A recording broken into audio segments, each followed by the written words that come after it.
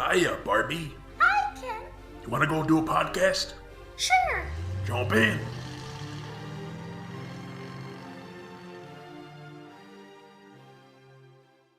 Ladies and gentlemen, ghouls and mansters, frightmares of all ages, and everyone else, welcome to Binging Barbie. I'm your host, Jay, and with me I have my co-host. This is terrible, John. We've got less than 24 hours to pack and plan our outfits. Only 24 hours? Nah. All I need is 5 minutes and a pack of gum. Yeah, I don't tend to coordinate my outfits too much, so I could pack pretty quickly. But anyway, this is a podcast about movie tie-ins for toy franchises, and this week we are continuing our deep dive into Monster High. We're talking about Monster High Scaris, City of Frights. Scary. Oh. It took me a while to realize that was the pun they were going for. Oh, I got it immediately. But, it's like, what, yeah. Scaris? But then the City of Frights, it's like, oh, okay. Well, no, I knew that it was Paris, but the scary part took me a bit too long to put that together. Okay. You know, scary. Oh. Scary. Scary. Me and my terrible French accents.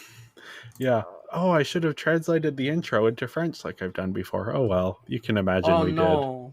This is very bad. Let's go and talk about this, I guess. Yeah, so this was released March 3rd, 2013, directed by Dustin McKenzie, who we've talked about before. He was the director on Why Do Ghouls Fall in Love and Friday Night Frights. This is actually his last Monster High movie that he directed, so last time we're going to talk about him. But written by Mike Montesano and Ted Zisek. Once again, they've written pretty much all of these. I think all of them, actually. And art direction by Byron Lebo. We talked about him last episode. And music, once again, by Steven Argula, who we've talked about many times now. Yes. And then his... Alright, so dude, this is like the story or whatnot. So Claudine is invited to be like the new apprentice of Montella Ghostier, the most prominent fashion designer in all of Scaris. And she and the ghouls go to the city together or whatever, and Frankenstein decides to help Rochelle Goyle find her ex-beau, Garrett, who abruptly stopped writing her letters a while back. And so, when Claudine arrives at Madame Gaustier's house, she meets, two other monsters who have been invited to complete for the apprenticeship. And so the three, struggle to fit their unique styles to Madame Gaustier's stupidly rigid expectations or whatever. Missing the goals, Claude, Deuce, and Heath decide to fly to Scaris and help find them. But Claudine starts following Madame Gaustier's advice and suppresses her own personal style. And she wins the apprenticeship. And Madame Gaustier brings her to the basement or whatever, or the fashion house. And at the same time, Frankie and Rochelle track Garrett to the catacombs where they find him locked up. Oh, that's a bummer, man. And it turns out Madame Gaustier kidnapped him and has been forcing him to make designs for her or whatever. But Madame Gaustier and Claudine show up and she locks up Claudine alongside Garrett, Frankie, and Rochelle. But dude, Claude, who has been tracking Claudine's scent through the catacombs or whatever, shows up with Deuce and Keith and the bros, and they let everyone out. Cool. And together with all the ghouls and the other apprentices, Claudine makes a plan to upstage Madame Gaustier at her upcoming fashion show or whatever. And they show up and they steal the show, and she's no longer the center of attention. Madame Gaustier disappears or into a puff of smoke or whatever. And on the way back to Paris in a different episode, Frankie and some of the other monsters have a globe-trotting adventure chasing Claudie's journal, which became sentient off screen and all whatnot. But yeah, that's the story, bros. Yeah, nice Deuce voice there.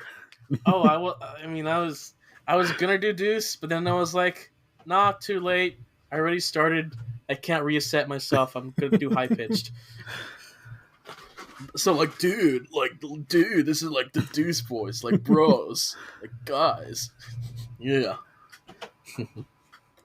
Yeah, this is what you have been asking for a while now. They finally left Monster High. I know. I was, yeah. I think I enjoyed this the most because, like, yeah, we left Monster High, and like this world is now even more confusing than before.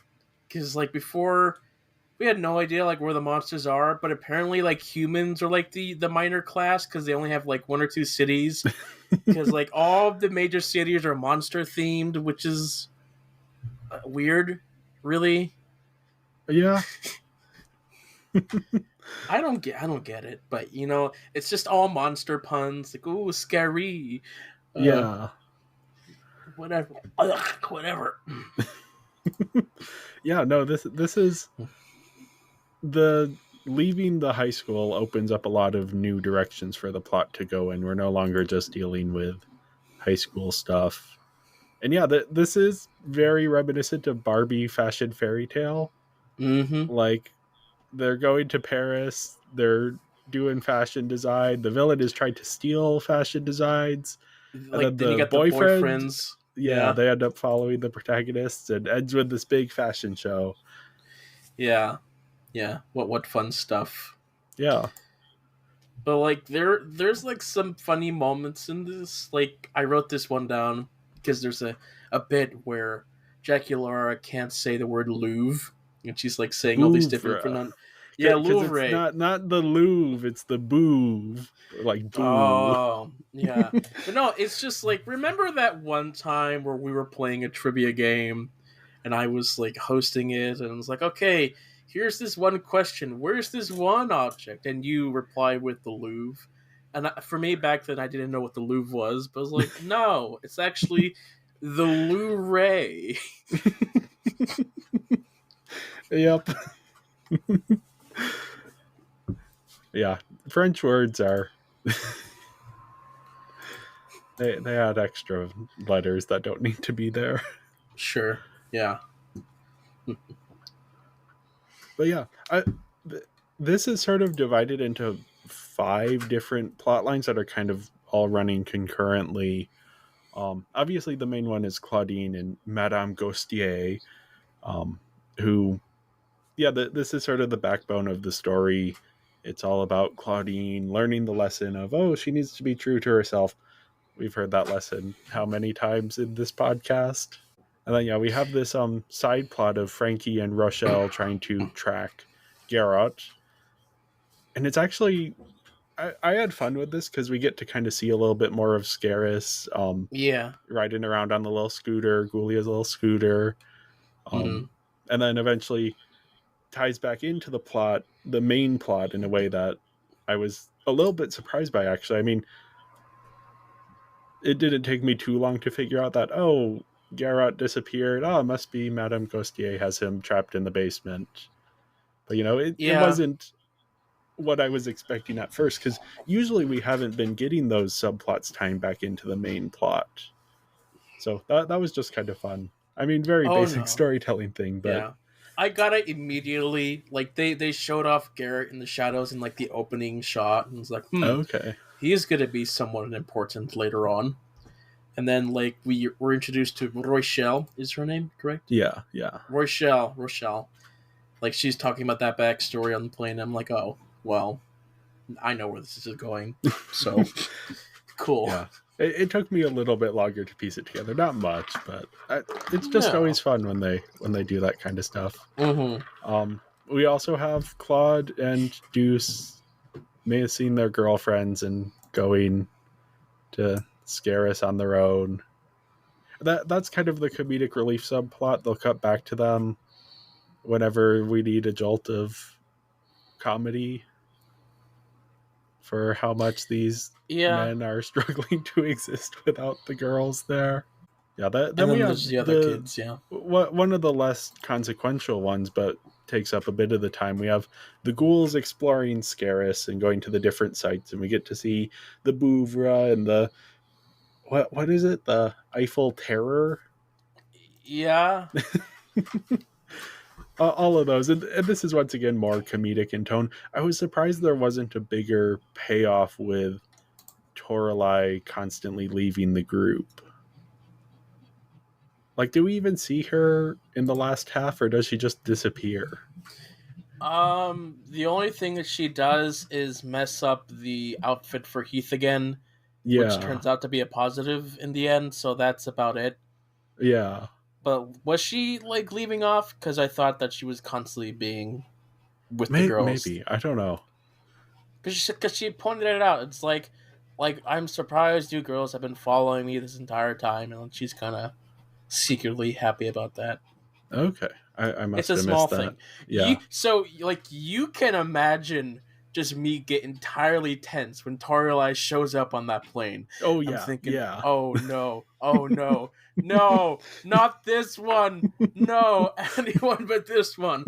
Luckily, she didn't do anything except be silly with Heath's dress, but like, I'm glad she didn't just team up with the lady and do Yeah. whatever crap that she does every single time. I definitely agree with that. Mm-hmm. And yeah, this plot doesn't end up tying in too much, but it was fine. Like, it was still Yeah. a little fun subplot that was kind of just, hey, we have these characters that we need to shoehorn in somehow. Let's just have Mm-hmm. them all go on their own adventures. And then I think this might be, I'm gonna guess that this was your favorite subplot, which is the Gulia subplot where she crashes her scooter and has to save up to buy a new one. So she starts doing various different panhandling things around the city for Buddy. She's playing the accordion and teams up with a dancing monkey and then painting a wall with her face on it and doing high Mm-hmm. wire acts. And it's like there's not a lot going on in the subplot. Most of it is background stuff, Yeah. but it's such a good fit for Gulia because it gives It's a her good something to fit. do, but it's mostly wordless. Mm-hmm. It's just great visual humor, Yeah, um, and just keeps upping the ante every time she appears back in the screen. yeah. Uh, I think my favorite subplot was probably the guys Okay. because I don't know, I just found them just really charming. In Yeah, this is like a side to them that we didn't really see in the other stuff because they're mostly jerks. But here, there's like, oh no, we're so lonely and miserable. It's not yeah, quite Ken level, but like, you know, close yeah, yeah. enough. And Heath It's is getting there there. being like, Heath. yeah. I mean, I feel for the guy, but like he really needs to learn how to tone down his powers a bit. Yeah, I think the best thing about the Gulia subplot is the payoff when Mm, she gets not a scooter but a full-on car. I don't know how she gets that back to Monster High, but I'm glad for her. yeah, I mean, that kind of went over my head for a little bit. It's like, why does she have a car? Like at first, I thought like, did they repair the rusted car or something? But like, are they not going to do anything with the Gulia thing? But like after the scene kept going, it's like, maybe that's what she got, a car. Maybe, I don't know. I don't know if they said anything, but she just shows up in this car, and it's like, oh, look at that car. Yeah, That's convenient. yeah, and I mean, compared to all of the other Gulia subplots we've had, which have been lackluster, this one just really Mm-hmm. works so well. And then we have after the fashion show and the end of this, there's an additional like 20-minute episode, maybe not even 20 Yeah, minutes, I mean, called 15, 20 yeah, ish. Yeah. called From Fear to Eternity. And it's on like the version that we rented digitally, it is on that. It just immediately starts after the movie ends.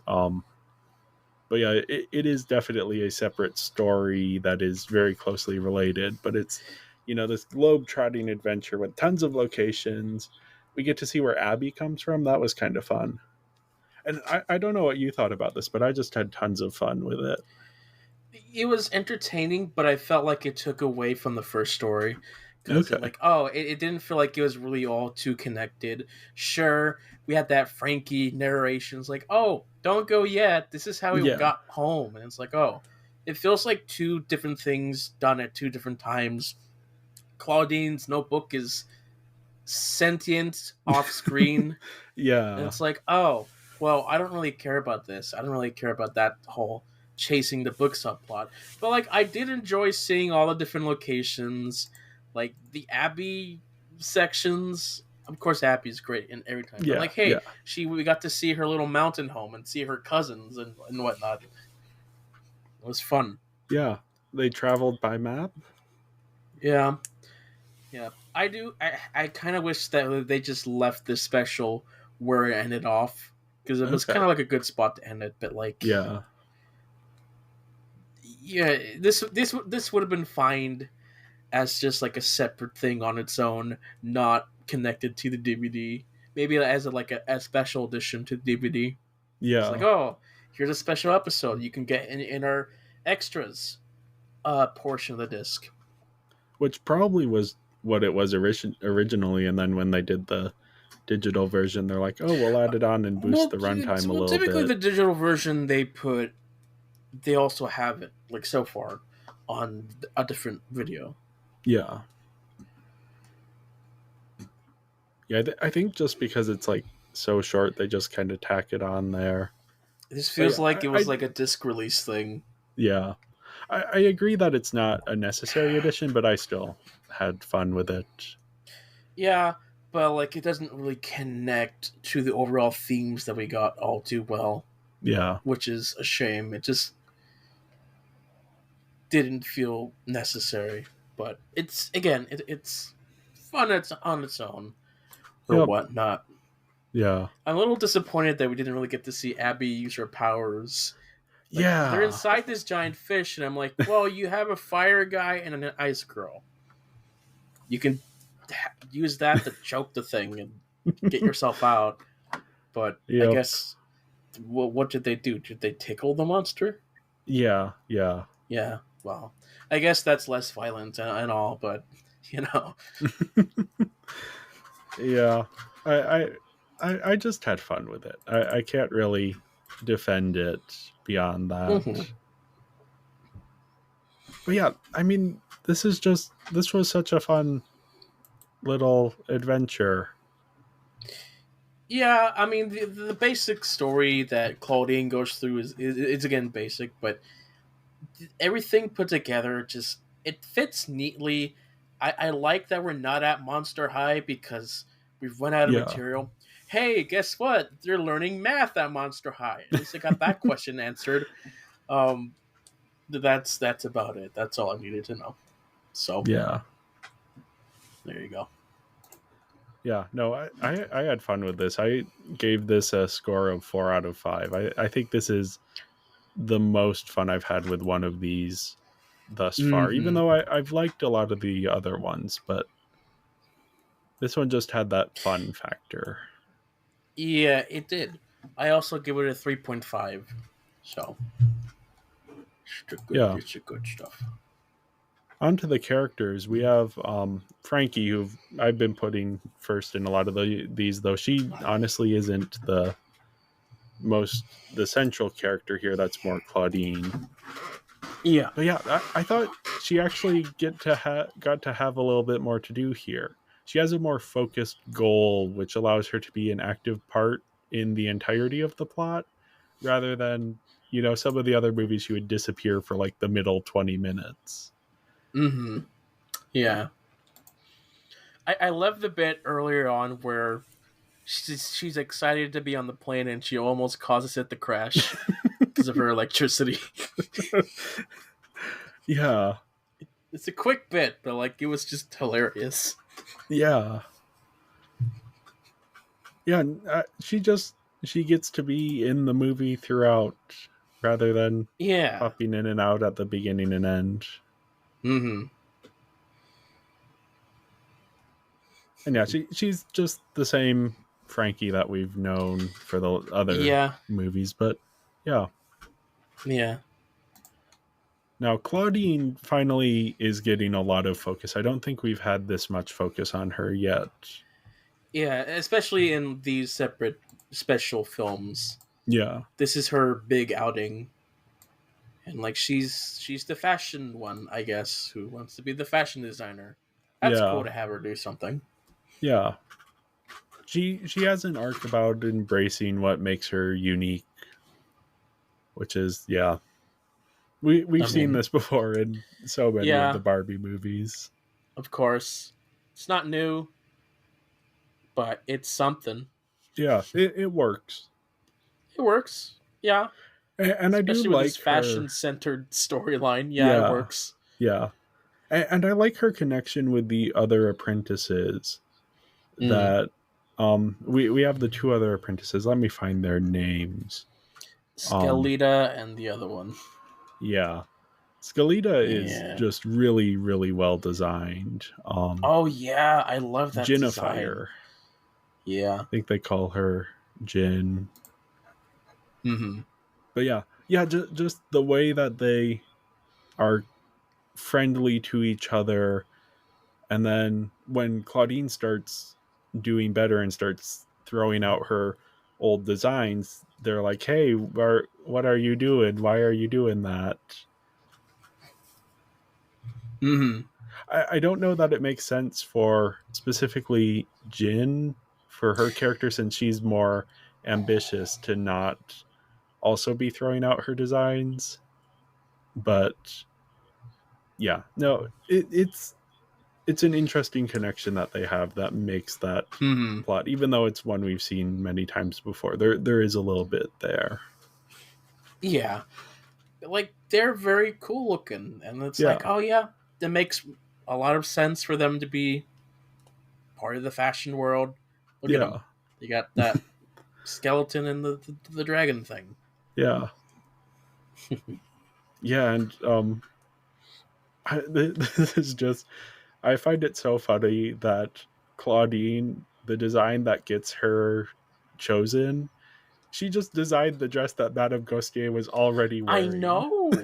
I thought that it's like what it's like. Oh, so the madam just wants the exact same design of her Yeah, own dress. It's like it's okay, like, I wow, you know guess. exactly what I like. How did you do that? Because you're wearing it right now. uh, Yeah, it's it's something. it was slightly different. I think it had Slightly. I think it had just one over the shoulder strap instead of two. Oh, scandalous. But yeah, next up I put Cleo, Mm. who there were a couple movies in there where she was just not quite the Cleo we know and love. But here she's Yeah. getting a lot more opportunities to be kind of catty. Shopping. Yes. Yeah, I just love her in that mode. It's not as good as in the last movie where she was actually getting more depth. Mm-hmm. But yeah. And then her role in the short, she and Deuce and someone else, I forget exactly who it was, wasn't too memorable in their role in that part, but they get stuck on Skull Shores again, and she ends up using her narcissism in a smart way to get them off the island by threatening to stay there forever. Mm-hmm. After burning up the civilization of the Tiki people's homes and all. Yes, with her weird amulet that never did what she wanted it to do. No consequences for that. Just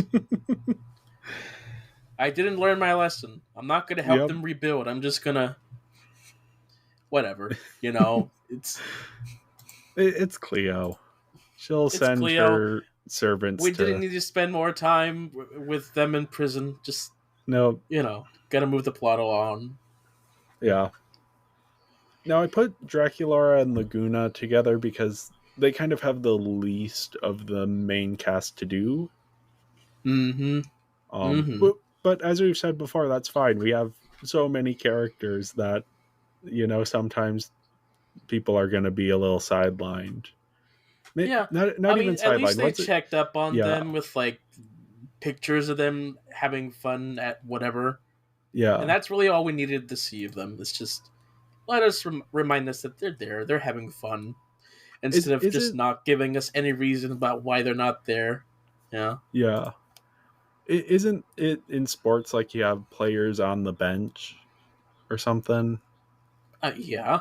Is that a thing? Okay. They're on the Yes. bench for this one.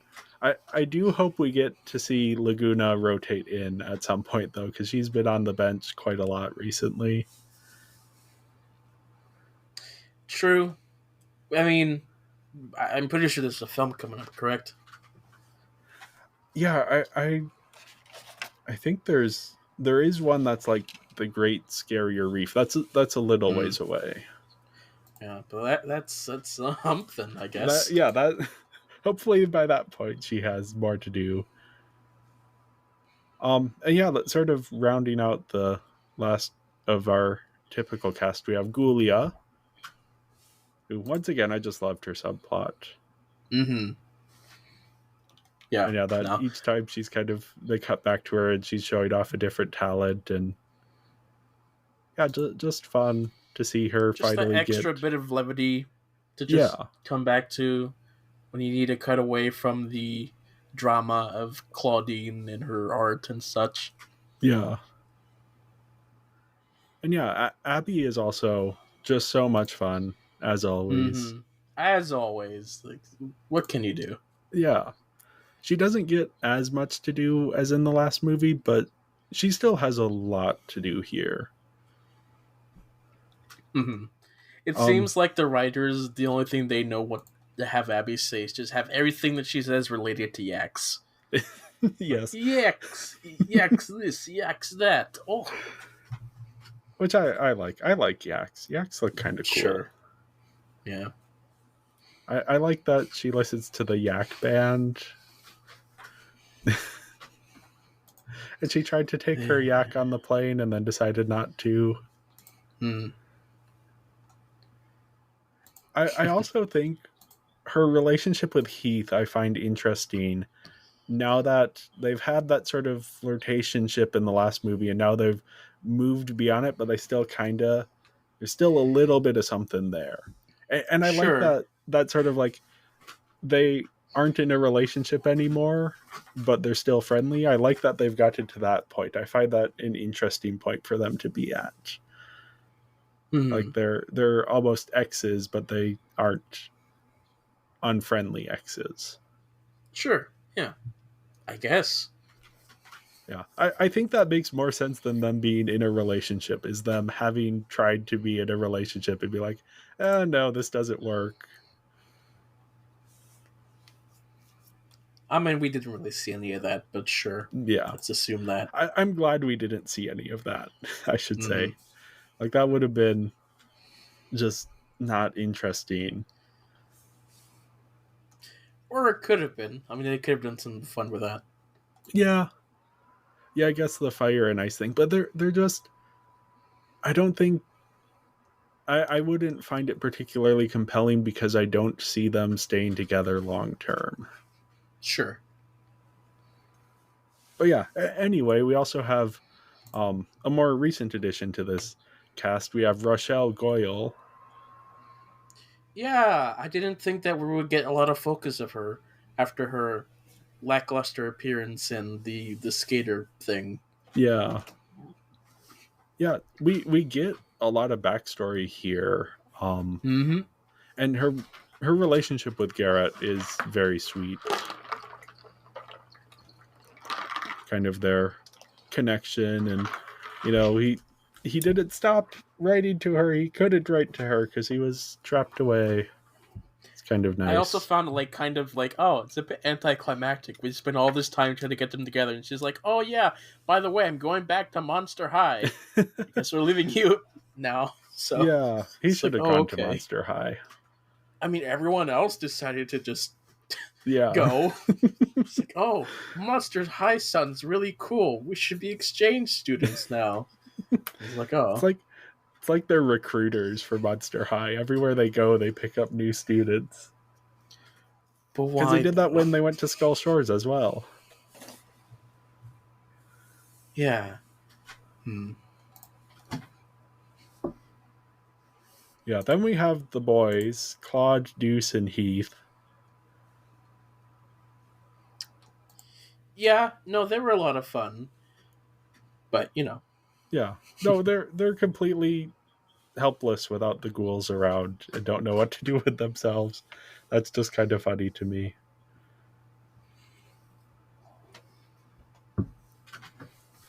And yeah, this one, I don't know, it seems a bit of ahead of its time that we get Heath wearing skirts. Kind of played while as a also wearing joke. his like jacket, manly jacket, Yeah. with his pants. Yeah, the second time around, I'm like, wait, that outfit wasn't designed for Heath? Because it's like his colors. It's the perfect color scheme. Yeah, I mean that was Yeah. that all Toralei did was just change the skirt around. Yeah, I don't know. I couldn't figure it out. But Yeah. kind of cool to see him breaking gender norms in 2013. That's not something I would have expected Mattel to let them get away with. Though perhaps it was a little bit less contentious back then. Don't remember. It's definitely contentious now. Sure. Plus, like the bit is played off as a joke, Yeah. and that's probably more acceptable than just him owning it. Which they Though he almost, does own it in the end.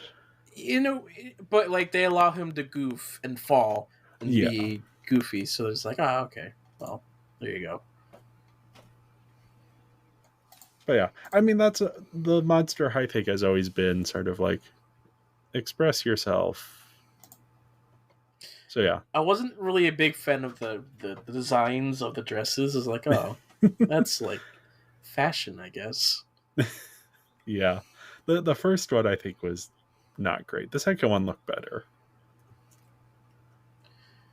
I think Cleo's looked the best. It just matched her color scheme Oh yeah, the Cleo had a most. It's good. like The it's first the outfit for most Cleo is great. simplest dress out there. Everyone else was just over designed or just weird. Well, I mean that's fashion around this time. But anyway, we next up we have Monatella Ghostier, who is of course named after Donatella Versace and is it? What's his first name? Now I'm gonna have to look this up. Okay, yeah, I was right. Jean-Paul Gaultier, the French fashion designer. And yeah, she's a villain. She's unapologetically evil, though her motivation is a bit strange because they don't get into it enough. Did Claudine accidentally murder her, or was it intentional? Yeah. Because at the beginning of the movie, we start with like Madame Ghostier is like, if I don't have people paying attention to me, then I will fade away. And I don't know if that's like equivalent to dying for ghosts in the Monster High world, or if it's like what it is. Normally, like these toy tie-ins, like stories, to be like, oh, let's redeem our villain in a way. It's like, hey, Yeah. brah, like look, inspiration. Don't like cage people. It's like, oh, I finally see the way. Like, wow, your designs are actually good. I wish I could be as good as a designer as you. Well, it's like, well, you already are, and then like she continues Yeah. being a good Yeah. person later on. But no, she just dies very anticlimactically. It's like, oh no. Yeah. She's like, she just doesn't sound like. It's like, oh no, I can't be forgotten, and she's gone. Just Yeah. there's no like. No one reacts. Yeah. She's just No like, one. oh. And no one reacts to it until like when Claudine is making her speech afterwards and is like, finally that Madame Ghostier is gone. And it's like, Okay. wait, did you know that was gonna happen? Did you murder her? Because like I guess. I think it's the problem is they aren't explaining the mechanics well enough. But yeah, it's so odd that it's like, here is a person who requires attention to live, and Claudine is going to murder her by taking away the attention. Well, we can't focus on that. Look, her book is alive now. We're going to go on a globe-trotting adventure. Yeah. No, I do think the cool thing about Madame Ghostier is that she is very much a ghost, and I love that she just Mm, kind of floats through things casually. sure. Like she'll come up through the floor or go down through the floor or go through doors and walls. And also her cat is just phenomenal. Oh, the voice for the cat. Like, Do you know who this, voiced the cat? I assume, I assumed it was probably either just one of the sound engineers was like, oh, we need a voice. Okay, I'll just record my low effort thing, or it was probably one of the people. Was it Teddick? Was the creator of Monster High himself, Garrett Sander. Okay, yeah. I could Oh, tell that like, that cat's not very professional. yeah, I couldn't tell anything with the. I just like the design. I was wondering if Garrett here was named after Garrett Sander, but I don't think so. But since they're both designers, that kind of Mm, piqued my interest there. sure. But yeah, I gave the characters overall a 4 out of 5. I think they're just a lot of fun. I gave it a 3.3. So yeah, next up we have the visuals. The production design here was just so good. Yeah. Maybe it's because the last time we saw Paris in one of these things, it was Barbie Paris, where all of the buildings were hot pink.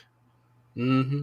But it looks very, it's the grays and the browns. It's all very like Monster High aesthetic, but more Yeah. daylit. Mm-hmm. Yeah, all of the different like famous Paris things that have their like Monster High twist. We have that like one artist that shows up every scene in the background, just painting everything. Yeah, and we get the art, which looks really, really good. Yeah. Also, the vehicle designs here were pretty cool. The scooters, I mean, they're scooters, but I think scooters look fun. They're very Sure. European in that sense. The airplanes, though, oh, those were wonderful. Oh, those I would want to buy that toy. I'm sure. Yeah, no kidding. And then, yeah, Gulia's car also looked very fun. And then the short adds even more stuff. We get a lot of fun locations. My favorites visually. Transylvania, we only get like, it's the typical, oh, there's the mountains and the pine forest, and there's Dracula's castle. But I just like that aesthetic. The Sure. Himalayas, just big mountains. They have hot air balloons that they're flying around in. Hmm. And then, did you catch this little visual joke? They go to the desert, and it's in a different aspect ratio. It's the Lawrence of Arabia CinemaScope aspect ratio. Well, I didn't really catch that it was something like that, but like I saw that the aspect ratio was different. It's like, oh, okay. I didn't really think much about it. It's like, oh, look, they're in the desert. Yeah, I since I paid a tiny bit of attention to aspect ratios, not much. I'm not an expert I have on it. not seen Lawrence of Arabia, so I can't tell you anything about that. Did we already talk about on the podcast how Sleeping Beauty is the only CinemaScope animated movie? I feel like I we think talked we about did, that. or we talked about it like offside of the podcast. That's the meme of like men are always thinking about the Roman Empire. The aspect ratio No, of Sleeping Beauty, that's my Roman Empire. I have You no. missed What that are you meme? talking about? Oh, I've there's a not seen meme that. about. Oh, we'll have to look it up after the podcast. I've seen a similar meme, but like Roman Empire. What are you talking about? I mean, it's just the one thing that everyone's focused on. Anyway, I gave the visuals a 3.3. I thought they were a step up from what we normally see, especially since we're not inside the mundane Monster High location that we're so used to. So, yeah. Yeah. I think this has a lot of the same sort of animation issues that a lot of the other ones have had, but the design of it just worked so well. So I gave it a 4.5. That's maybe a bit high, Mm. but Oh, yeah. I'm sticking with it. Sure. Yeah. Then on to So yeah, performances. yeah. We have, again, a lot of the same people coming back. Lots Mm-hmm. of very bad French accents that I found very charming. Very charming. I thought that the accents for Skelita and Jade were not the best. Yeah. No. I was like, okay. Yeah. And I did look up Jin is played by an Asian actor. Okay. I couldn't figure out any of the heritage of the actress who plays Skelita. But yeah, the accents were a little It was bit. just one of those things where it's like, oh, well, they're obviously probably not that fluent in that specific accent, so it's like, oh, Yeah. okay, they're trying at least. Good for And them, but Skelita it has was the. not as convincing as maybe some French accents. It's like, okay, Yeah. Skelita had the thing where she'll put in random Spanish words, but it feels a little too unnatural every time she does it. Like, it just sounded I should funny every mention, time she's yeah, tried to do that. Yeah, that's Laura Bailey, she's been in some of the Barbie movies, right? We've talked about her before. she's been in a ton of things. Yeah, Yeah, and good voice actress. I just think that like it's the trope that all of these animated things do, where it's like, oh, we'll have this character of like Latin descent and have them insert these random Spanish words, and then the voice actors hit them just a little bit too hard, and it's like it doesn't feel natural. Versus yeah. What was the like? other example I gave that Was it Trent from the it was Barbie? One of the Barbie films. no, it was Across the Spider-Verse, where they're doing a lot of Miles's mom does a lot of the switching between English and Spanish, and there I don't know if it's just the voice actor has more familiarity with Spanish, or if it's performance or direction, or it could honestly just be the writing of the script is better. It's a lot of But yeah, aspects for sure. yeah, Yeah. it just there it works. Here it's like, yeah, just something about it doesn't quite work for me as someone who speaks Spanish. I mean, it didn't really take me out of the film. I was like, oh, okay. Well, they're Yeah, not being perfect. It's just like, okay, well, yeah, yeah. And if I spoke French, the French accents would probably bother me a lot more here. So yeah. I'm still not really bothered. I just noticed, like, oh, that's probably not the best choice of performance to give. So, oh, I just remembered someone that we need to talk about. Headmistress Bloodgood. she sounded different.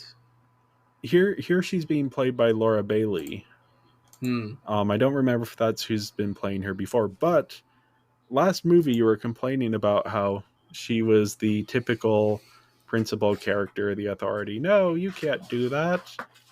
Here, they set her up to be that. Like, no, you can't have a fashion show in the middle of the halls.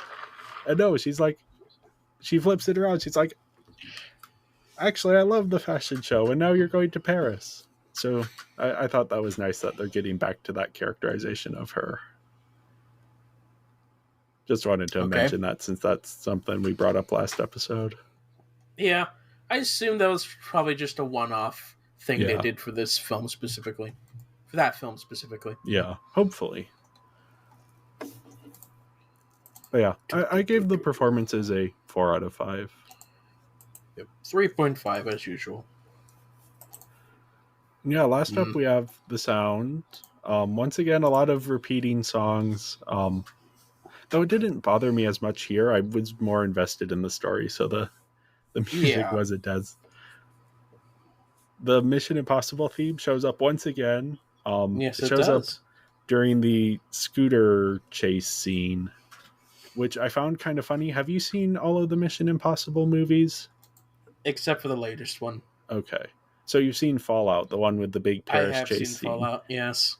So this is 5 years before Mission Impossible Fallout, Monster High was using Mission Impossible type music for their Paris chase scene. Just thought that was a little bit of a funny connection. Well, maybe it's not a coincidence. Yeah, Maybe they saw Monster High and it's like, oh, that's a perfect setting for a new Mission Tom Impossible Cruise film. and Christopher McQuarrie are going to the movie theater as they do together, apparently. And they're like, oh, let's see Monster High, Scaris, City of Frights. And they're watching, wait, that sounds like Mission Impossible music. Wait, they're doing a chase scene in Paris. I think I know what we'll do. Yay! That's a good chase scene. That's like top 10 chase scenes of all time. Not the Monster High one, the Mission Impossible one. I'll rewatch it every once in a while. I did last night or 2 nights ago after watching this. It's like, that's a good scene. Yeah, I mean, the music hasn't really been the most astonishing piece of music out there. It's just been fine. It's there. Does the job. It's there. So, it's just continued with me. Yeah. I'm hoping we eventually get a different composer just to change things up a little bit. Because with Barbie, we were getting different composers pretty regularly.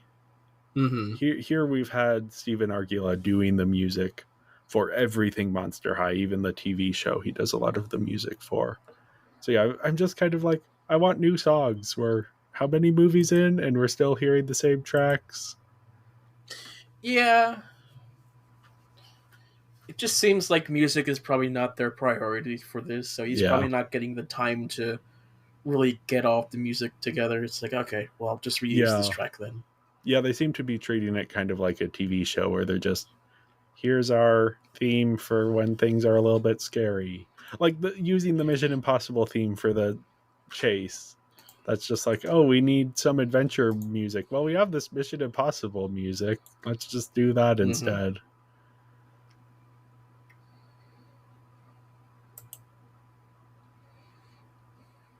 So yeah, I gave the sound a 3.5 out of 5.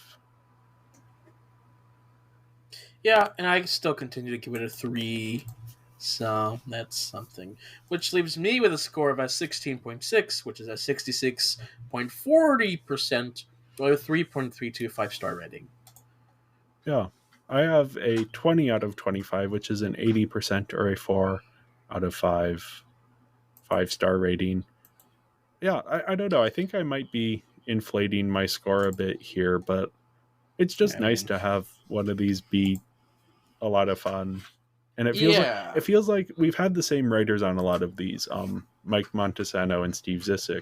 It feels like they're really getting a handle on how to have so many characters and still give everyone a little bit to do. Yeah, no, this was probably their best work of just handling all these characters and still be interesting enough to watch it. Yeah, it's almost like it's not quite at the level of character management of like either, but it's getting there of like either Avengers Infinity War or Downton Abbey the movie. Which personally I argue that Downton Abbey the movie is even more impressive than Avengers Infinity War because it's 2 hours, it has like the same number of characters. But yeah,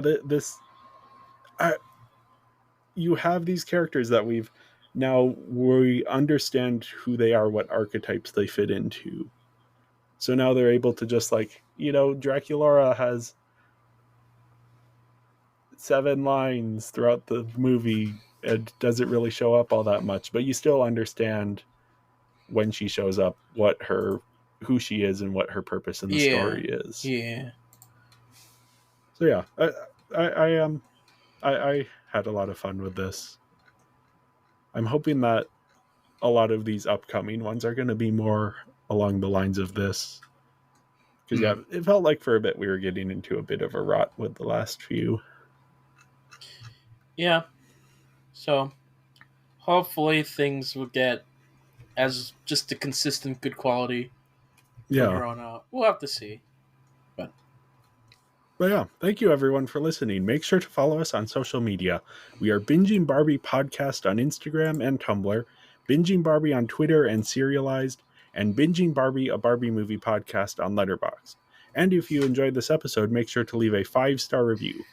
We are going to be taking off a couple weeks for Christmas and New Year's, but we will be back in January to continue our Monster High series with Monster High 13 Wishes. And until then, don't lose track of your friend's sentient design journal.